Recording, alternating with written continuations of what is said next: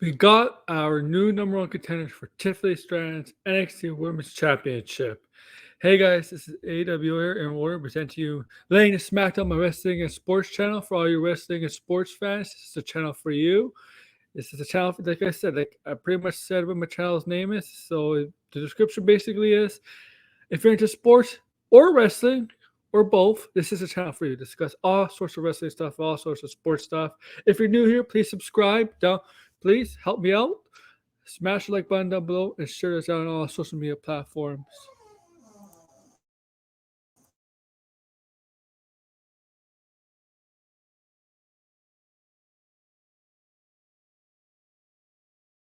In just a minute.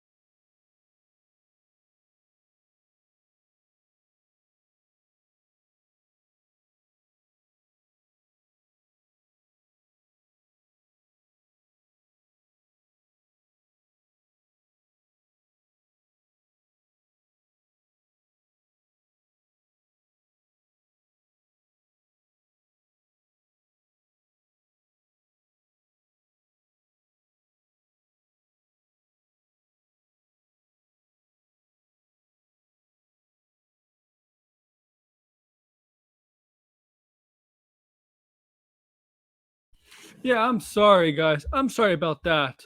But yeah, like I said, if you're new, like, share, subscribe. I had to move rooms. Fuck that. I'm sorry. So yeah, let's get into this NXT review.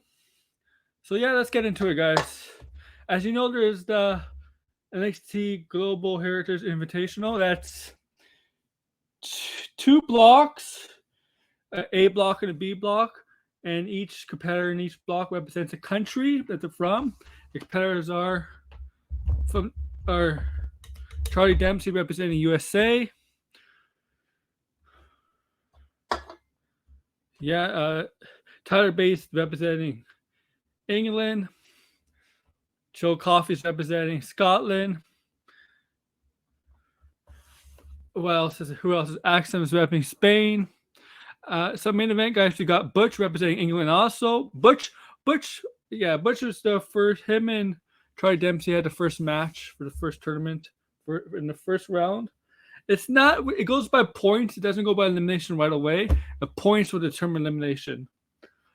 Also, we got Akira Tozawa's coming down from Japan. Duke Hudson for Australia. And yeah, and so on. So let's get on to the show.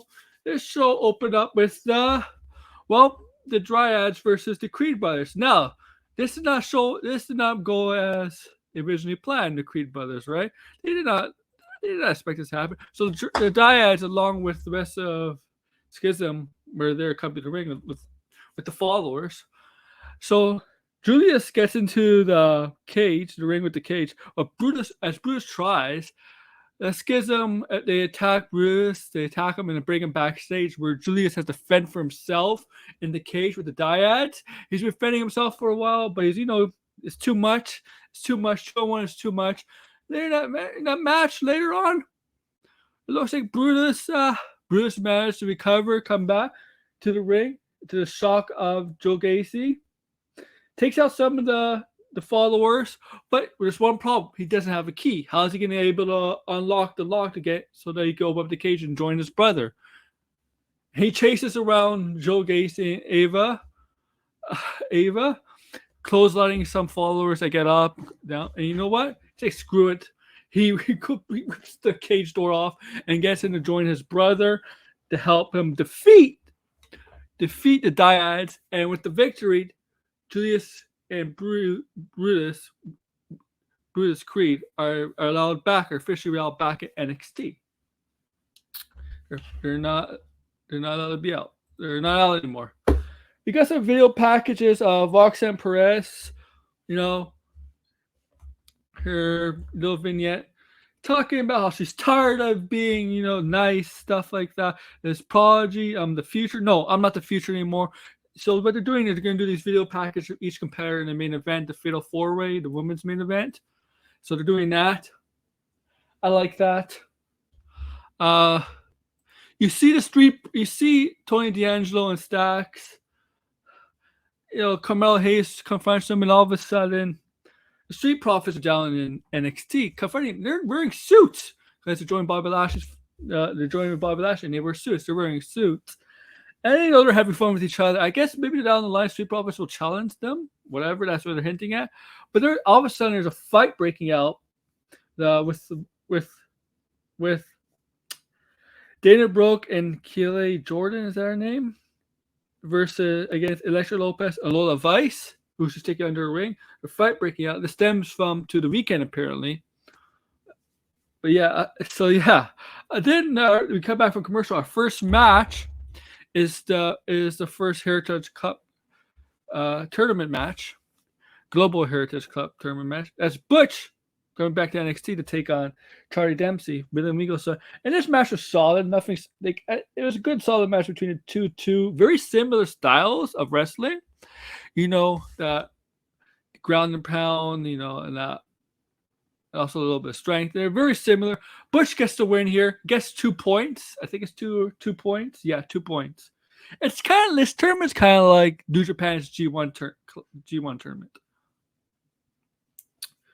Okay.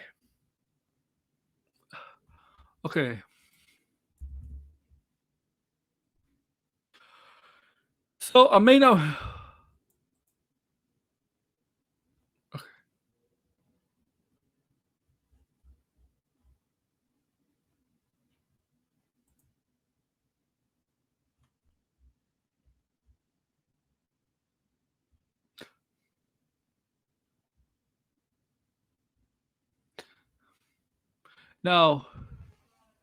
Now we go back. Noam Dar, right? And there is Noam Dar in Dar or Mensa, Last Legend, Jakar Jackson. They have the Metaphor VIP set up at top of the not the stage, but top of the where the audience is, kind of, where the. And so they were watching the tournament matches, right? Group A, like I said, with which one? Bruiserweight, yeah, that's what they call him. Yeah, Ilya Dragon. So we get Ilya Dragunov, right? Commercial. They go to commercial. We get Dragon Lee. He's being interviewed by Mackenzie Mitchell. He still wants, she congratulates him on the win with Lyra over Dom and Rhea last week in the mixed tag team match. He still wants the North American title, but Mustafa Ali interrupts because Mustafa Ali is tired of this and wants the North American title too. And he's tired that you see, told Dragon Lee, you had your chance and you blew it, and now he wants his one-on-one chance. And but they agree that he does not. They don't. They agree that they don't want to see Dom as a champion. That's what they agree on. Okay, now Ali and Mustafa Ali and Dragon Lee are going to have a match next week for a number one contender for Dom's North American Championship. But to catch the thing is, there's a wrinkle in that match.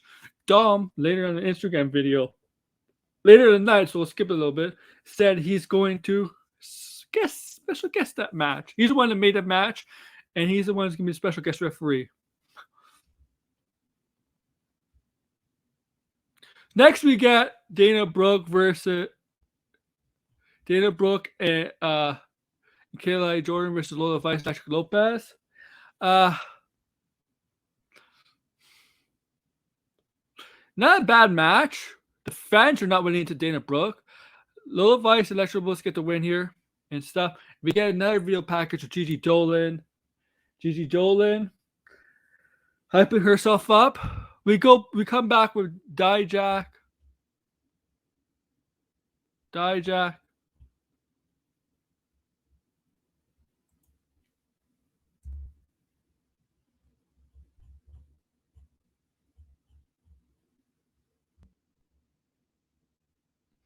we come back and Dragon off his back. He congratulate he was wrong about Trick. He said he pressed him last week, and then we all of a sudden we come up with the meta where he still wants the title from. He's still interested in getting the NXT title from Carmelo Hayes, but we get Nolan Dar and his crew interrupting him, and he basically says Ilya is pathetic. All right, all that. They go and saw each other. Ilya asks, you know what?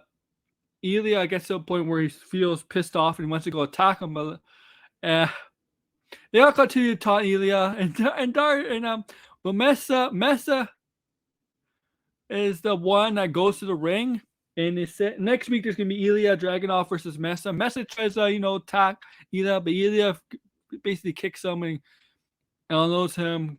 He goes for the torpedo Moscow, but yeah, and Mesa goes on the ring. But yeah, his music hits, and yeah, next week we're gonna have Ilya Dragunov versus Mesa in the match, and I think down the line we're definitely gonna get Ilya versus Lomdar.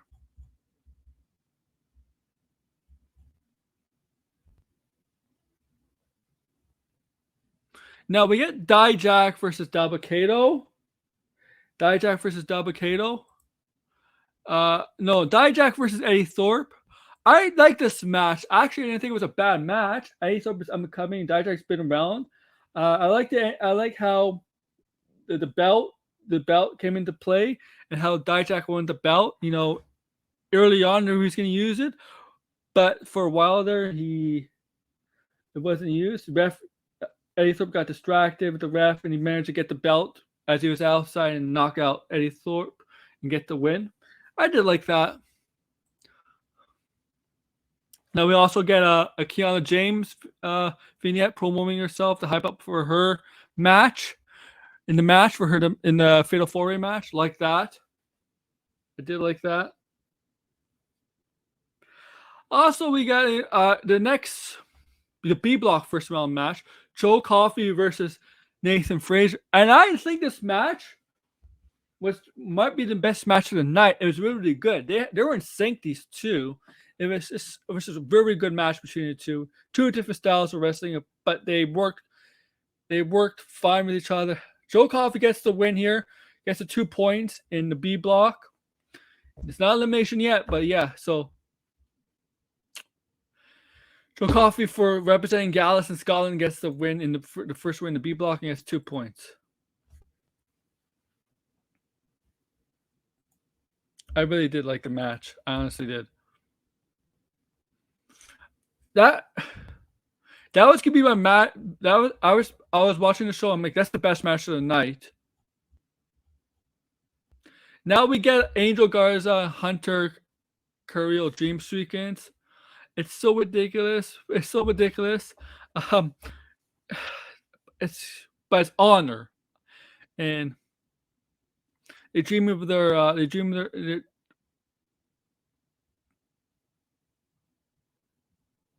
They dream about how their uncle and grandfather, Hector's god, Angel's god, grandpa, and Humberto, I guess, grandpa too. They are cousins, and how they talk. They're meant to do this. Meant to be. We will restart next week as a tag team. Also, we got a backstage segment. Earlier in the night we got Von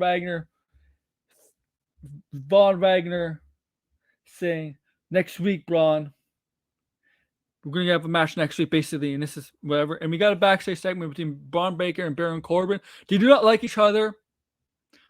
Baron Corbin's supposed to Braun Breaker he says he expects an apology from Baron Corbin for saving his ass last week. Corbin's like, no, he doesn't remember it, and you talking to blah blah blah, and they don't like each other. It's like, don't get in my way, basically. Braun Breaker threatening Baron Corbin, and Corbin's like, I don't care about you, and I certainly don't care about Wagner.